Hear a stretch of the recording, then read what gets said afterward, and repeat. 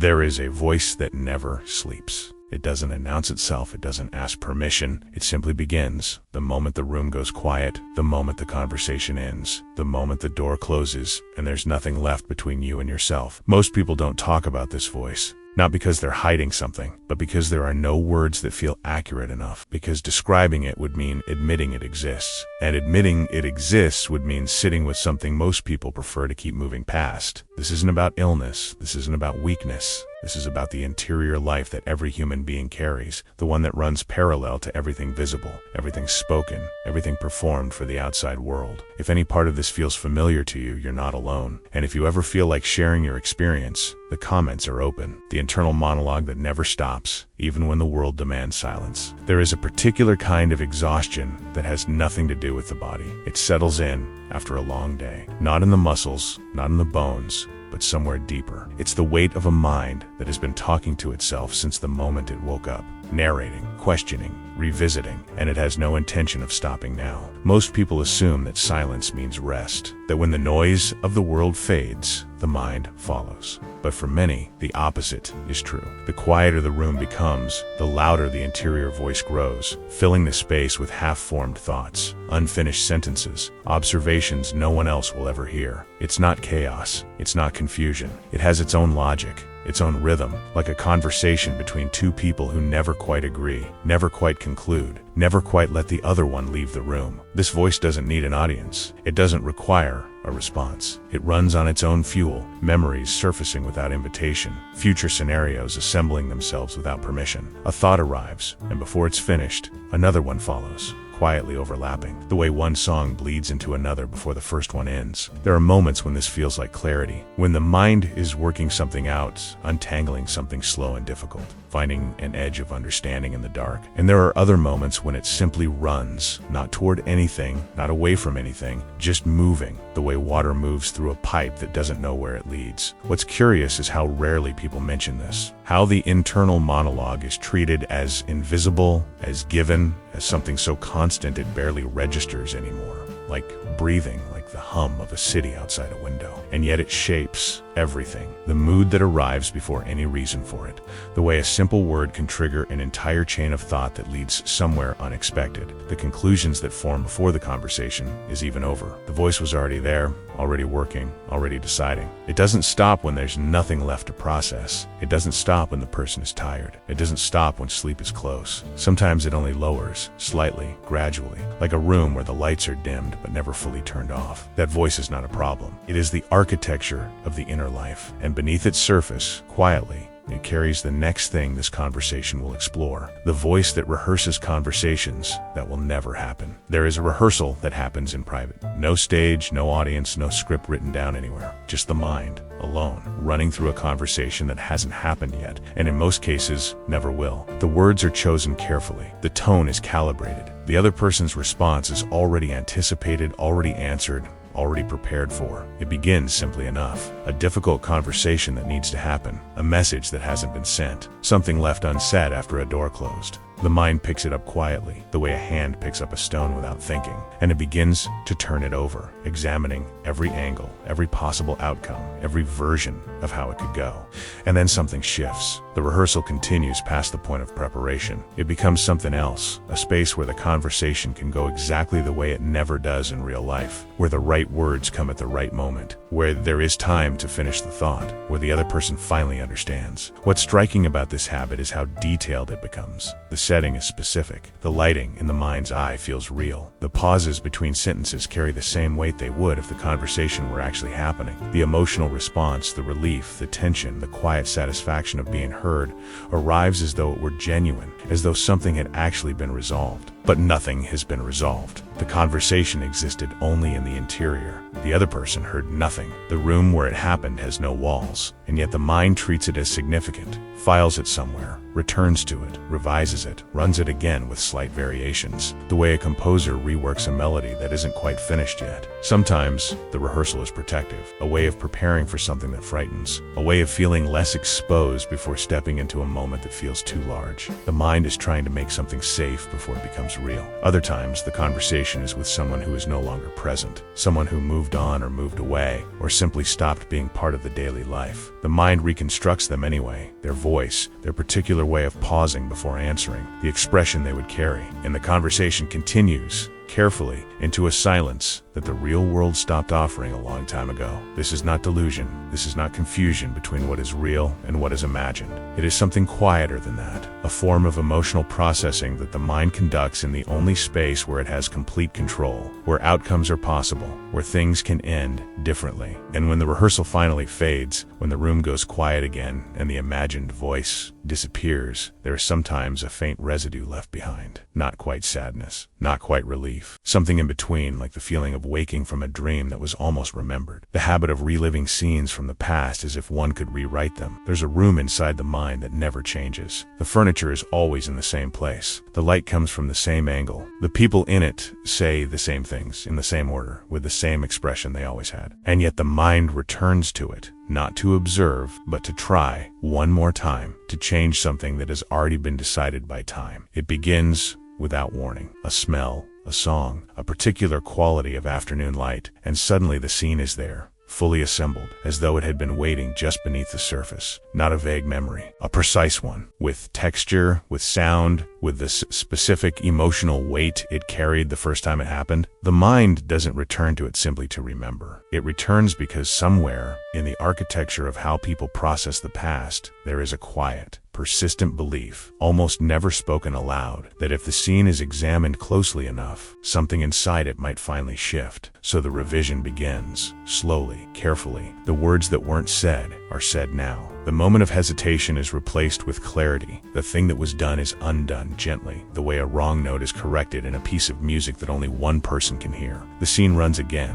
slightly different this time, and for a brief moment, something in the body responds as though it were real. This is not regret in its simplest form. Regret passes. This is something more patient than regret, a form of internal negotiation that doesn't accept the original outcome as final, as though the past were a document still open for editing, as though time had left a small door unlocked somewhere. And the mind keeps returning to it, pressing gently, hoping one day it might open. What the mind is searching for, underneath all the revision, is rarely the event itself. It is the feeling that should have come after, the resolution that never arrived, the understanding that the moment didn't allow, the version of things where something closed cleanly instead of leaving an edge. And so the scene plays again and again, each time with a slightly different ending, each time arriving at almost the same place, close to resolution, close to the feeling of something settled, and then dissolving back into the present, where the original version remains unchanged, where the room is still exactly as it was, where the light still comes from the same angle. There is no pathology here. There is only the mind doing what it was built to do, searching for coherence, searching for closure, searching for the version of events that the actual moment was too fast, too uncertain, too human to provide. And in that searching, quietly, the mind reveals something about what still matters, what was never fully processed, what is still somewhere beneath the surface waiting to be understood. That unfinished understanding, the one the past keeps pointing toward, is exactly where the next part of this conversation begins. The mind that creates alternative versions of itself in times of crisis. There is a version of you that handled it differently, that said the right thing at the right moment, that didn't hesitate, didn't freeze, didn't choose the path that led to where things eventually went. This version exists nowhere in particular, not in memory, not in reality, and yet the mind constructs it with remarkable precision. The way an architect draws a building that will never be built but cannot stop designing. It happens most often in the aftermath of something difficult, when the dust has settled and the outcome is visible and there is nothing left to do but sit with how it went. The mind, unable to accept stillness, begins quietly assembling an alternative, a parallel self, moving through the same moment but differently, calmer, sharper, less afraid, more present than the original version managed to be. This alternative self is never flawed. It doesn't carry the same doubts, the same hesitations, the same invisible weight that the real moment carried. It moves through the crisis with a clarity that only exists in hindsight, because hindsight is the only place where all the information is available at once, where the outcome is already known, where the right move is obvious in a way it never is when the moment is still happening. What's curious is how convincing this version feels, how the the mind inhabits it fully, not as fantasy, but as something adjacent to memory. A ghost of a choice that almost happened. A path that was there briefly before another one was taken. The emotions that accompany it are real. The quiet ache of what could have been. The faint tension of imagining competence the moment didn't allow. Sometimes this alternative self is not sharper or calmer. It is simply braver. It says the thing that was swallowed. It stays when leaving was easier. It asks the question that fear made impossible. And the mind watches this version move through the world with a kind of distant admiration, the way a person watches someone across a room doing something they wish they had done themselves. The mind builds these versions not out of self-punishment, though they can feel that way. It builds them because it is trying to understand, trying to locate the exact point where things diverged, trying to find the lesson inside the experience without having to ask for it directly. And there is something quietly useful in this construction, even when it hurts. Because the alternative self, the calmer one, the braver one, the one who knew what to say, is not entirely imaginary. It is assembled from real capacities, real moments of clarity that existed briefly before fear arrived, real knowledge that was present but inaccessible in the pressure of the actual moment. The mind is not inventing a fiction. It is recognizing a potential, mapping the distance between what happened and what it now understands was possible, and filing that distance somewhere, quietly, for the next time a similar moment arrives. That gap between the self that acted and the self that could have, that silent, interior measurement, is one of the most honest things the mind ever does. And it leads, naturally, to something even more interior, something that happens before any action is taken at all. The silent judgment that takes place before any words are spoken. There is a verdict that arrives before the conversation begins, before the first word is spoken, before the other person finishes their sentence, before anything has been confirmed or denied. The mind has already formed an opinion, quietly, quickly, with a confidence that doesn't announce itself. It simply settles, the way sediment settles at the bottom of still water, invisible but present, shaping everything that moves above it. It happens in ordinary moments. A person enters a room and something registers, not a thought exactly, more like a frequency, a tone of voice on a phone call that hasn't said anything significant yet, a choice someone made, observed from a distance, that the mind has already categorized before any context has been offered. The judgment doesn't wait for evidence. It works faster than evidence. It works faster than intention. And then the conversation begins, and the words arrive on top of something that is already decided.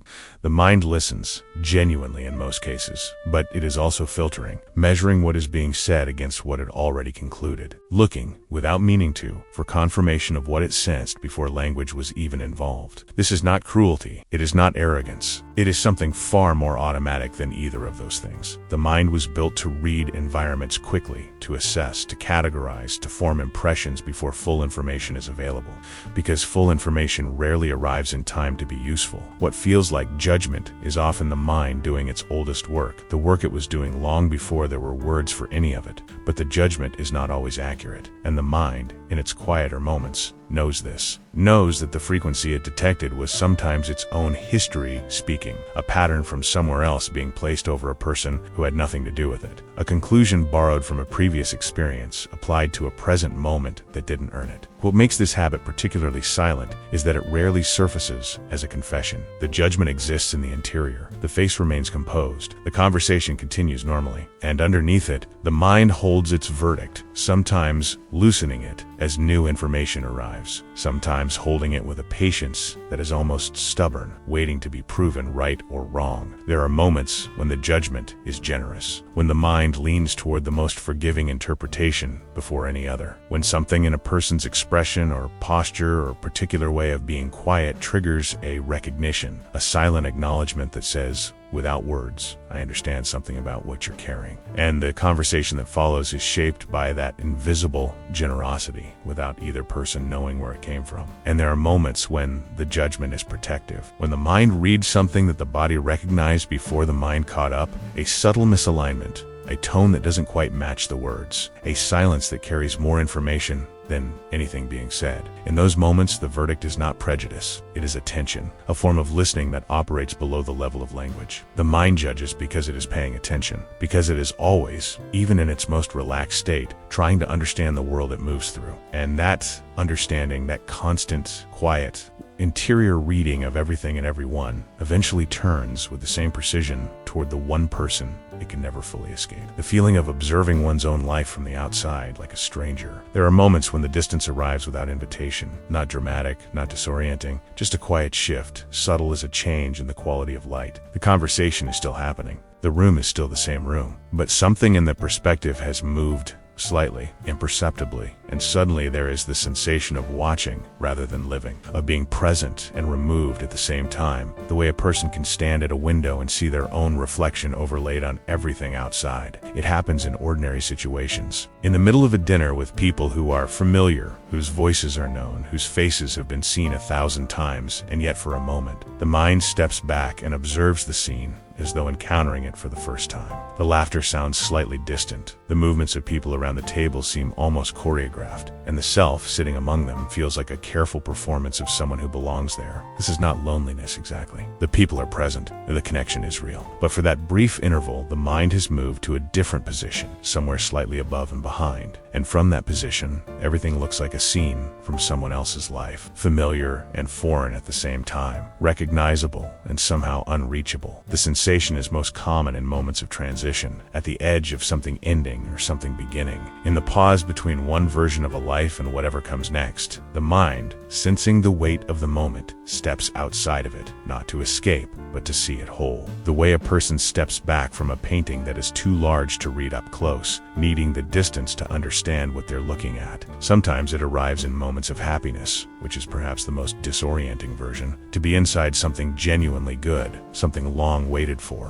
and to feel, alongside the warmth of it, a strange transparency, as though the joy is real, but the person receiving it is slightly out of focus, as though some part of the self arrived late and is still catching up to where the rest already is. And sometimes it arrives in moments of repetition, when the routine has become so familiar that the mind, understimulated and restless, detaches slightly, watching the same morning, the same commute, the same sequence of small actions, with the mild curiosity of someone observing a habit that belongs to a person they almost know. What the mind is doing in these moments of quiet detachment is something that has no simple name. It is not dissociation in any clinical sense. It is more like the mind's way of creating perspective when perspective is needed, of pulling back far enough to see the shape of a life that is too close. Most of the time, to see clearly. There is something almost tender in it. The self observing the self, watching the way it moves through the world, the particular gestures, the habitual expressions, the way it holds itself in certain rooms with certain people, noticing things that only distance makes visible, things that the interior, crowded and close, cannot see from where it stands. And in that observing, in that quiet temporary removal from the center of experience, there's sometimes a recognition that arrives gently, a sense of seeing oneself honestly without the noise of self-perception, without the constant editing that happens when the mind is too close to its own surface. Just the shape of a life, seen from the outside for a moment before the distance closes again and everything returns to the ordinary weight of being fully present. That weight, the weight of full presence, of being entirely inside a life rather than observing it, carries its own particular questions, the kind that don't arrive during the day, the kind that wait, patient and precise for a specific hour, the weight of the questions a person asks themselves at 3 a.m. There's an hour that belongs to no one, not quite night anymore, not yet morning, a threshold with no name, no social function, no obligation attached to it. The world outside has gone quiet in a way it manages at no other time, and in that particular silence, something in the mind unlocks. Not violently, not with urgency, just quietly, the way a drawer opens that has been stuck for weeks, suddenly giving way without explanation. The questions that arrive at this hour are not the ones from the day. The day has its own questions, practical, directional, attached to tasks and timelines and other people's expectations. Those questions have edges.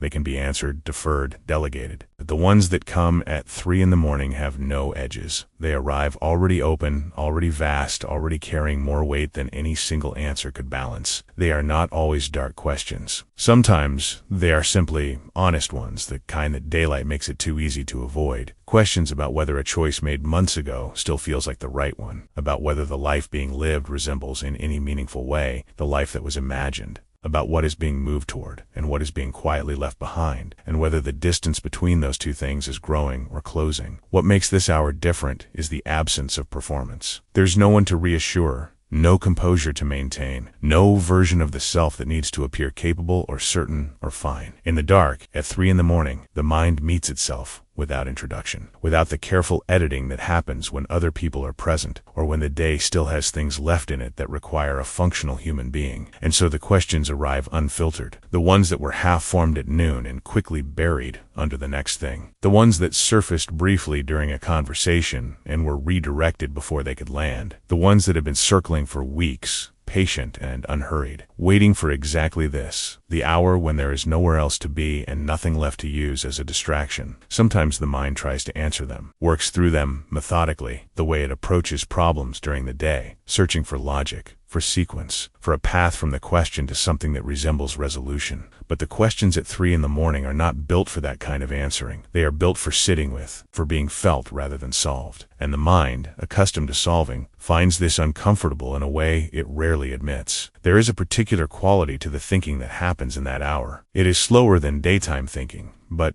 also deeper, as though the reduced light of consciousness allows certain things to surface that the brightness of full wakefulness keeps submerged. Connections form between things that seemed unrelated. Patterns become visible that the pace of ordinary life keeps moving past too quickly to notice. And sometimes, in the middle of a question that seemed impossible, something shifts. Not an answer exactly, more like a loosening. A sense that the question itself has been seen clearly, perhaps for the first time, without the distortion that fear or busyness, or the presence of other people tends to add. And that clarity, even without resolution, even without a clear next step, carries its own quiet relief. The hour passes. The mind eventually stills. Morning arrives with its ordinary demands and its merciful noise, covering over what the silence revealed. But something remains, faint, like the impression a hand leaves in water after it has been lifted. The question is still there. It will return. And somewhere in the architecture of the interior life, something has shifted slightly in the direction of understanding. That shift, the one that happens when something long avoided is finally, quietly, faced, lives very close to the next thing this conversation needs to examine. The tendency to imagine the worst before anything happens. There is a preparation that happens in silence. Before the meeting, before the conversation, before the result arrives, the mind has already traveled there. Not to the best version of what could happen, not even to the most likely version. It goes quietly and with remarkable detail to the worst one. It assembles it carefully, furnishes it completely, and then walks through it, slowly, methodically, as though rehearsing for something that has already been decided. It begins with a small uncertainty, an unanswered message, a tone of voice that carried something unreadable. Pause in a conversation where there shouldn't have been one. The mind registers the gap, that small, ambiguous space between what is known and what is not, and immediately begins to fill it. Not with neutrality, not with the most reasonable interpretation, but with the darkest possibility that the available information can support. And the construction is convincing. The mind doesn't present it as speculation. It presents it with the quiet authority of something already confirmed, a future memory, rather than an imagined scenario. The emotions that accompany it are real. The dread is real. The grief in some cases is real. Mourning something that hasn't happened yet, and may never happen, with the full sincerity of someone who has already lost it. What is curious is how rarely this feels irrational in the moment. It feels instead like prudence, like intelligence, like the reasonable behavior of someone who has been surprised before and has decided, somewhere along the way, that surprise is a luxury they can no longer afford. If the worst is already imagined, already felt, already survived in the interior, then when it arrives in reality, there will be no gap between expectation and experience. No ambush, no moment of being caught unprepared. The mind frames this as protection, and in a certain light, it is. There is something genuinely useful in the capacity to anticipate difficulty, to see what could go wrong before it does, to prepare rather than arrive naive. The problem is not the anticipation itself. The problem is the weight it carries when it runs unchecked. When the preparation becomes the experience, when the imagined disaster occupies as much emotional space as a real one, when the mind has grieved something so thoroughly that the actual outcome, whatever it turns out to be, arrives to a person already exhausted by a loss that never occurred. There is also, underneath the protection, something older than strategy, a memory, not always conscious, of a moment when optimism was met with disappointment, when expecting the best left a person exposed in a way that felt unbearable. The mind remembers this, not as a story, but as a physical knowledge stored somewhere below language, and it adjusts accordingly. It decides, quietly, that the distance between hope and reality is too dangerous to inhabit, that it is safer to begin at the bottom and be surprised upward than to begin at the top and fall. And so the scenario runs. The worst version assembles itself in full detail. The mind moves through it, feeling its weight, mapping its contours. And then, sometimes, something unexpected happens. The actual outcome arrives, and it is not the worst version. It is smaller than the disaster that was prepared for, less final, more navigable. And the relief that follows is genuine. But it is the relief of someone who has just returned from a very long journey to a place that turned out not to exist. The energy spent in that imagined disaster was real energy. The emotional residue of the anticipation lingers even after the good news arrives, because the body doesn't immediately understand that the threat it was bracing for never materialized. It takes time to unclench, time to trust that what is actually happening is what is actually happening, and not simply a delay in the arrival of what was feared. This habit leaves a particular kind of fatigue, not the fatigue of something difficult that happened, but the fatigue of something difficult that was lived through completely in the interior before the world had a chance to show what it was actually going to do. And in that fatigue, in that quiet, accumulated weight of futures that never arrived, there is something the mind has been trying to say for a long time, in a language that has no words, only silence. Only the particular quality of a silence that carries more than anything spoken ever could. The silence that screams louder than any confession made aloud. There is a confession that never leaves the interior. It forms completely, with words, with weight, with the full emotional truth of whatever it is carrying, and then it simply stays there. Not because it isn't real, not because it isn't ready, but because somewhere between the interior and the outside world, there is a threshold that certain truths cannot cross. Not yet, sometimes not ever. And so they remain, fully formed and perfectly silent, louder inside than anything that has ever been spoken aloud. This silence is not emptiness. It is the opposite of emptiness. It is a silence dense with everything that has been considered and reconsidered, everything that was brought to the edge of being said and then quietly stepped back from. The unsent message, the unfinished sentence that dissolved before it reached anyone. The answer to a question that was asked sincerely, answered politely, while the real answer remained somewhere underneath, untouched, patient, waiting for a moment of safety that never quite arrived. Most people have at least one of these. A truth about how something actually felt. A feeling about a relationship that the relationship itself couldn't hold. An admission about a choice, not regret exactly. Something more precise than regret. That the ordinary vocabulary of daily conversation has no comfortable place for. The kind of thing that would change something if said. And so it isn't said. And the silence around it grows quietly, the way moss grows on stone, slowly, without announcement, until one day the stone is barely visible beneath it. What the silence protects is rarely simple. On the surface,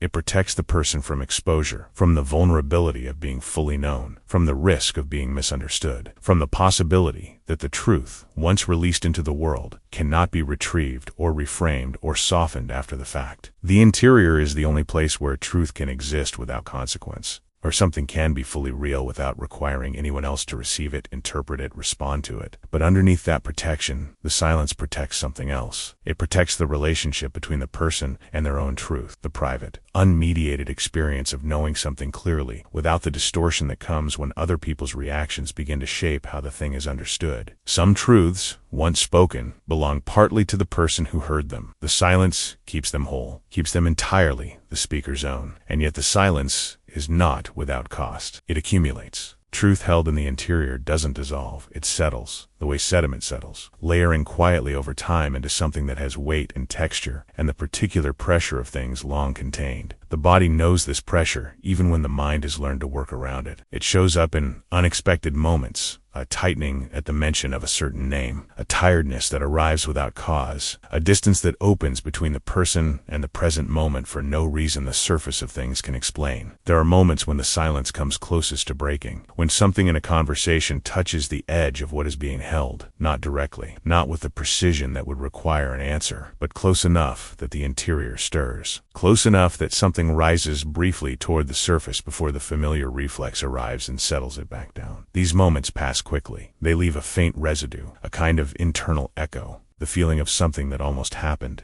And then the conversation continues, and the silence resumes its patient occupation of the space beneath everything being said. And sometimes, rarely, the silence finds a different kind of expression. Not in words, not in confession, but in the way a person pauses before answering, in the way they look at something for a moment longer than necessary, in the way a certain kind of music stops them completely in the middle of an ordinary afternoon, for reasons they couldn't explain to anyone, and don't try to. The truth that cannot be spoken finds the edges of things, the gaps between words, the spaces inside ordinary moments, and it moves through them, quietly, the way light moves through a room that has no direct windows, indirectly, gently, without announcement. That light, the kind that arrives without announcement, that illuminates without being asked, has a particular relationship with the one thing the mind never fully surrenders, even in its most exhausted hours, even when everything else has gone quiet, even when the body has long since given up and asked for rest, a consciousness that never rests, even when the body has already given up. There is a light that stays on, not metaphorically, something genuinely operational, genuinely awake, in a place the body cannot reach with its exhaustion. The muscles have surrendered, the eyes have closed, the breath has found the slow, even rhythm of someone who has, by every external measure, finally let go of the day. And yet somewhere in the interior, something remains seated, watching, attending, quietly present in a way that sleep cannot entirely interrupt.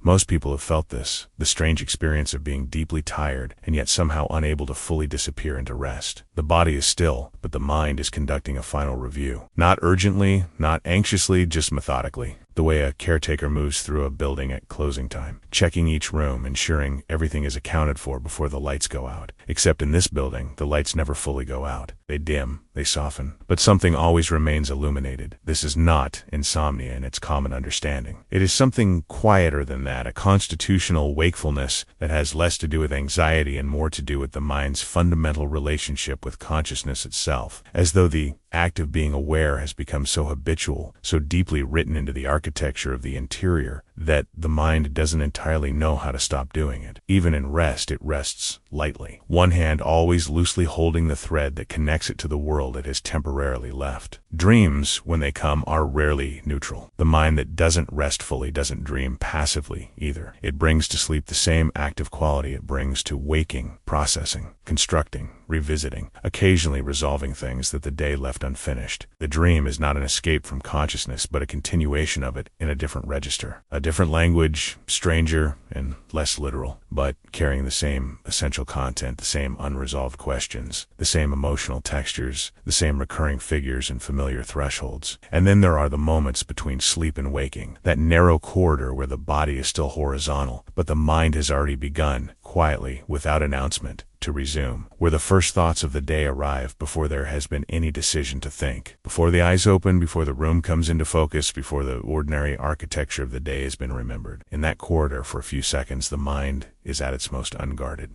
The thoughts that arrive there are often the most honest ones, unedited, unperformed, belonging entirely to the interior before the exterior has made any demands. What arrives in that threshold is different for everyone. For some, it is a feeling, a mood that precedes any reason for it, a warmth or a heaviness that will color the first hours of the day in ways that can't entirely be traced back to their origin. For others, it is a thought that was waiting, a continuation of something the night's processing left almost finished, arriving now with the quiet confidence of something that has been worked out in the dark and is ready, finally, to be acknowledged. This is the consciousness that never fully rests, not as burden, but as the deepest expression of what it means to be a mind that is genuinely alive to its own experience. The restlessness is not a malfunction. It is the signature of an interior life that takes itself seriously, that finds the world, even in its absence, even in sleep, even in the thin hours between one day and the next, worth attending to. There is something quietly remarkable about a mind that refuses to fully abandon its post,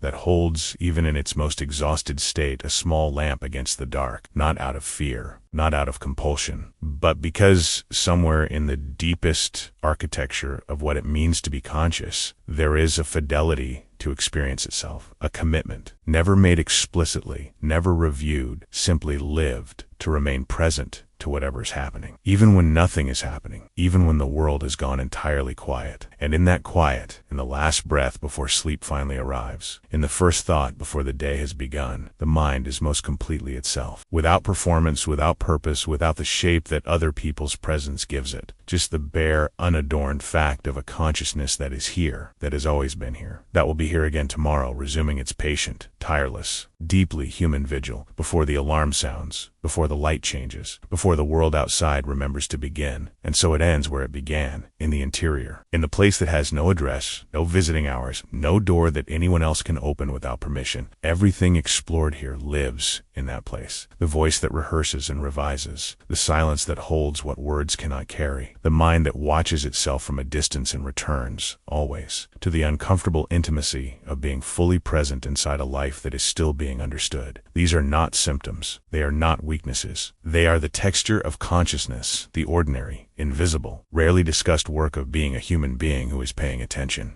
There is a particular kind of recognition that comes from seeing one's own interior life described from the outside, not the recognition of being diagnosed or categorized, but the quieter recognition of being seen, of discovering that the things that happen in private and silence, in the unremarkable moments between one event and the next, are not as singular as they seemed, that the voice, the revision, the rehearsal, the vigil, these are not peculiarities. They are the common architecture of minds that are awake to their own experience. You have been inside your own mind your entire life. You know, its particular rhythms, its recurring patterns, its specific way of moving through uncertainty and memory, and the unanswered questions that surface at 3 a.m. What this conversation offered was simply a different angle on something you already knew, a slight shift in perspective, the way a familiar room looks different when the light changes. Not new information, just the old information, seen more clearly. If something here stayed with you, if a single moment felt like a window rather than a wall, then something quiet and useful has already happened, and that is enough. That is, in fact, exactly enough. If this resonated with something in your own interior life, consider subscribing. Not for the content, but for the company. There is something worth returning to in a space that takes the invisible seriously.